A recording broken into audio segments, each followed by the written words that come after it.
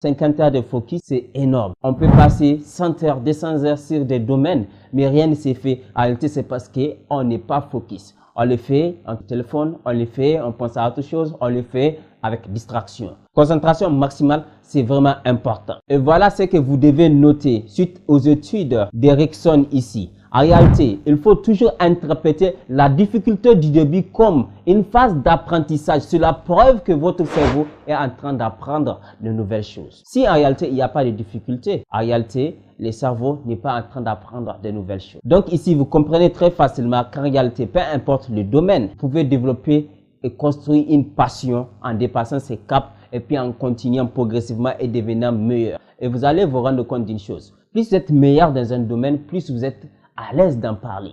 Même aux jeux vidéo, moi je n'ai joué tellement quand j'étais enfant et je vous assure, il y a certains jeux, on les commence, c'est ennuyant, mais après on commence à dépasser certains caps et on commence à aimer. Vous me suivez, vous les gamers, mais en général, vous savez, les feuilletons que les dames regardent, même certains hommes, mais surtout les dames. Au début, ce n'est pas aussi excitant, n'est-ce pas les dames? Mais en regardant un épisode, 2 épisodes, 3 épisodes, maintenant, vous ne pouvez plus vous en passer. Ça devient comme la passion de regarder Au cœur du péché, Prêta.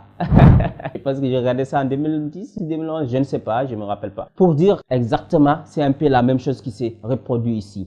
Ne vous perdez plus dans la passion, c'est vient avec l'éclair, boum. Non, ça s'est construit. Et les difficultés ne sont pas la preuve ici avec notre vérité numéro 2 que vous n'êtes pas passionné de cela. C'est la preuve que vous apprenez une nouvelle chose. Et justement là, on va voir notre vérité numéro 3.